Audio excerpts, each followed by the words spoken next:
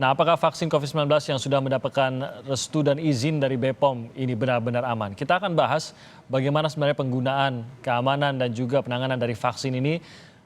Kita sudah terhubung secara daring dengan ahli neurologi Universitas Udayana, Pak Kadek, I Gusti Ngurah Kadek. Selamat pagi, Pak Kadek.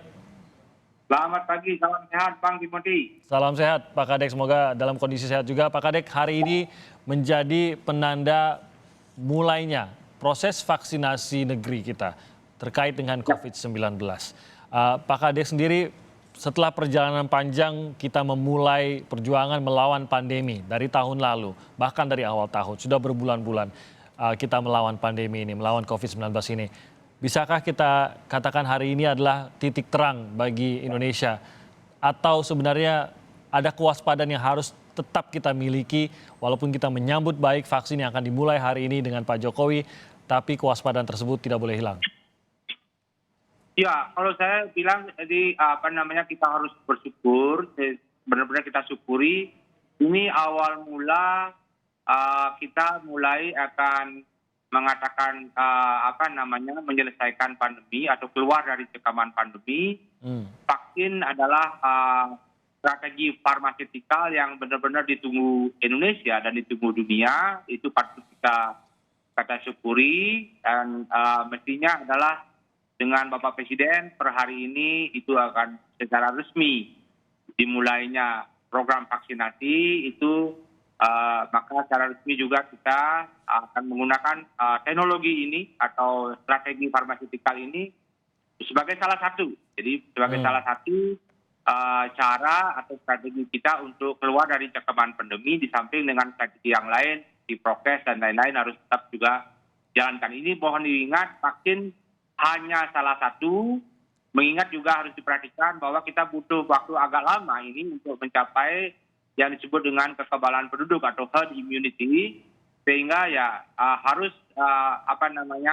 vaksin ini harus dibarengi dengan protokol-protokol yang lain, protokol kesehatan yang lain. Jadi sekali lagi Bang Timothy, ini saya gembira sekali. Sejak awal pandemi saya sudah banyak bercerita bahwa vaksin akan segera ditemukan karena teknologi sudah tersedia, dan per hari ini 13 Januari apa yang saya sampaikan itu ternyata terjadi, dan bahkan di negara lain sudah mendahului dari kita. Tapi sekali lagi kita sudah. Nah, yang kedua, apapun vaksin, sementara kita memperoleh vaksin Sinovac, dan ini adalah apapun vaksin yang terbaik yang saat ini kita dapatkan, itulah yang terbaik. Karena apa? Vaksin yang terbaik adalah vaksin yang bisa kita peroleh. Dan untuk diketahui juga, kebutuhan dunia itu akan sangat tinggi akan vaksin. Ini vaksin barang langka, sehingga kita sekarang memperoleh 15 juta per plus 3 dosis, yaitu 18 juta dosis sudah tersedia di Indonesia. Hanya nanti pemakaiannya mungkin harus distrategikan, apakah 18 itu harus dibagi dua dulu, 9 juta, untuk sehingga setiap orang akan mendapat booster atau vaksinasi yang kedua yang sesuai, atau kita sekaligus 18 juta kalau ada kepastian bahwa yang bersangkutan akan mendapatkan booster atau vaksin dosis yang berikutnya akan datang ketika yang bersangkutan akan mendapatkan booster. Sekarang itu dulu Bang Timothy. Sekali lagi saya gembira, dan Indonesia patut bergembira. Ini adalah strategi farmaseutikal yang ampuh, yang salah satu strategi, mohon diingat, dan ini tidak salah satu strategi kita untuk keluar dari cekaman pandemi. Saya menyorot kata-kata yang digunakan Pak Kadek tadi, strategi farmaseutikal. Jadi ini menggambarkan ini hanyalah salah satu strateginya begitu. Tapi ini menjadi salah satu strategi yang sangat-sangat penting dan strategi yang harus kita jalankan kalau kita ingin keluar dari pandemi COVID-19. Apakah ini berarti strategi ini seakan menjadi silver bullet atau peluru pamungkas yang akhirnya menyelesaikan COVID-19 kah? Atau strategi ini hanya akan bisa berhasil kalau dijalankan bersamaan dengan strategi lainnya seperti yang kita kenal selama ini, 3M, 3T?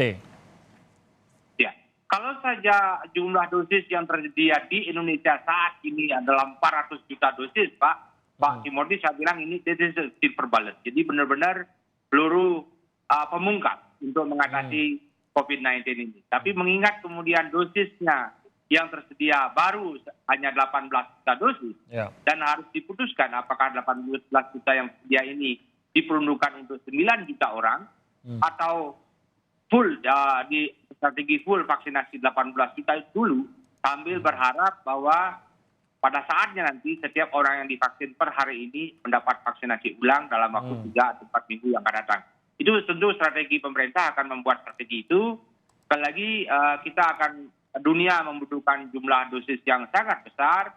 Indonesia juga memerlukan dosis yang sangat besar, sampai 400 juta dosis. Hitungan saya juga Presiden menyebut demikian tadi.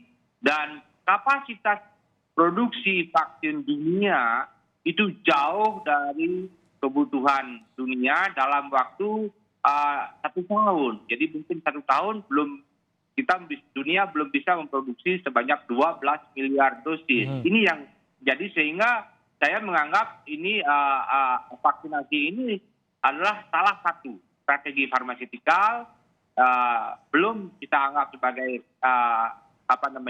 silver bullet, jadi peluru terakhir gitu, tapi kemudian tentu harus dibandingin dengan strategi non farmaseutikal seperti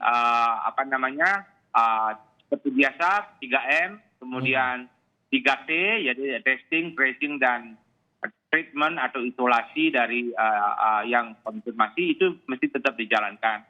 Sehingga benar-benar untuk diketahui juga Pak Bayu, Pak Timothy, bahwa tujuan vaksin ini 2. Pertama adalah memang mencegah yang bersangkutan itu tidak sakit kalau terpapar virus ganas. Ya. Itu terutama ditujukan pada kalangan dokter dan tenaga kesehatan.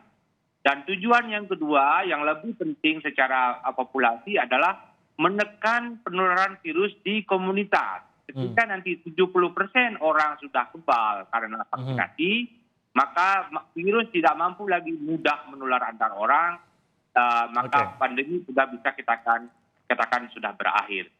Oke, baik Pak Kadek. Nanti saya akan kembali dengan pertanyaan mengenai efekasi atau efektivitas dari vaksin ini yang angkanya sepertinya berbeda-beda antar tiap negara dengan tiap vaksin. Apakah ini juga menentukan? Tapi saya akan kembali dulu. Kita jeda sebentar. Pak Kadek, kami akan kembali ke Anda usai jeda berikut ini. Tetap bersama kami di Breaking News Kompas TV.